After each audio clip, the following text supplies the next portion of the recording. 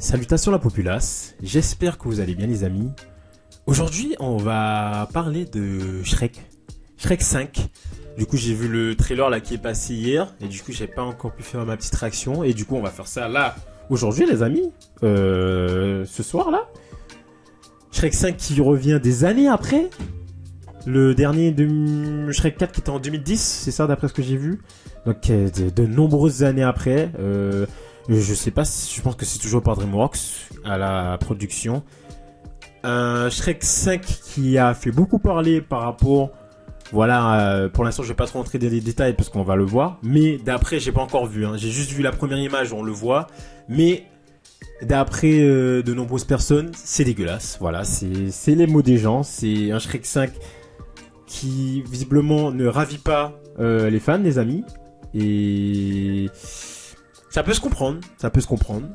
Mais bon, moi je n'ai encore rien vu, je vais peut-être, je vais me faire mon propre avis là, et après on en parle juste après. Shrek 5 qui revient du coup en 2026 avec un nouveau film. C'est parti les amis, comme d'habitude, on met le son pour ce fameux trailer tant attendu. Et c'est mieux avec la petite bubule. Hey Magic Mirror, who's the fairest of them all? Why, Shrek, of course. Ew, Dad! Ooh, Mommy like. Who's making this stuff? Whoa! Shrek 5, starring Mike Myers, Eddie Murphy, Cameron Diaz, and Zendaya? À qui joue la fille? Only in le theaters, casting. Christmas 2026. Mais c'était trop rapide, je m'attendais pas à une rapidité. Attendez, on va remettre ça les amis. Attendez, on va remettre ça. Who's the fairest of them all? Why, Shrek, of course. Ew, Dad! Ooh, Mommy like. Who's making this stuff? Whoa! Shrek 5, starring Mike Myers, Eddie Murphy, Cameron Diaz, and Zendaya? Oh, damn. Only in theaters, Christmas 2026. Du coup les amis, Shrek 5, qui, vous l'avez vu, arrive à Noël 2026. Qu'est-ce qu'on en pense? Eh ben, je sais que bon, il y en a plein qui vont pas être d'accord avec moi, mais visuellement, là, les premières images, c'est pas si dégueulasse que ça. En vrai, c'est plutôt même propre. En fait, c'est l'animation, c'est très moderne, c'est très... En fait, ça rejoint maintenant l'animation de tout ce qu'on voit aujourd'hui par rapport aux films, par rapport aux séries animées, aux dessins animés. En fait, on est sur quelque chose de très réaliste. Et on le voit de toute façon avec Disney, avec les live action, même le Roi Lion, tout ça. En fait, on est vraiment sur quelque chose de beaucoup plus réaliste de plus en plus aujourd'hui. Et voilà, c'est ce que DreamWorks a essayé de faire. En fait, essayer de redonner, en fait, d'amener Shrek dans un nouveau monde en fait, parce que voilà 2010 ça date quand même, et Shrek le premier il est sorti quoi en 2001. Il y en a eu des films depuis, et là on est vraiment sur une nouvelle ère par rapport à tout ce qui est la nouvelle technologie, la 3D, enfin tout ce qui est le virtuel, le visuel en fait, et DreamWorks je pense qu'ils ont voulu essayer d'adapter Shrek à cette sauce un peu moderne. Franchement l'animation elle est plutôt propre. Bon, alors ça, on va en parler, mais l'animation, les amis, les effets par rapport aux détails de la peau, enfin surtout les détails du visage, en fait, les expressions. Quand on fait un parallèle, on pense à Shrek dans les autres films, c'était assez rigide. On avait vraiment ce côté, comme à l'époque où Toy Story était sorti, enfin voilà, ce côté assez rigide des personnages. Il y avait l'émotion, mais pas comme maintenant. Où là, on voit vraiment... Ouais, au niveau du visage, les expressions, bon, il y a toujours ce côté un peu cartoonesque, à des moments un peu rigides, mais il y a vraiment l'articulation en fait du mouvement du visage qui fait qu'on est vraiment dans cet aspect très moderne. Et en fait, il y a un gap entre 2010 et aujourd'hui, 2025-2026 quand il va sortir. On voit que voilà. Ils veulent clairement amener Shrek à ce nouveau monde, cette nouvelle sauce qui est le côté un peu plus virtuel, un peu plus réaliste par l'animation. Donc, moi, je pense que c'est une bonne chose. Après, c'est l'humour en fait. Je pense que Shrek c'était bien connu pour ce côté très humoristique, à des moments ses vannes, etc.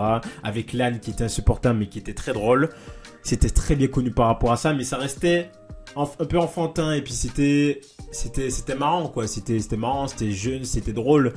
Sauf que là, on va partir. J'ai peur qu'on parte un peu trop sur l'humour, un peu trop déplacé et un peu trop lointain par rapport à ce qu'on est aujourd'hui, par rapport à ce côté. On va dire les choses, ce côté woke, ce côté la sexualisation des femmes encore plus, le côté un peu trop fun à certains moments.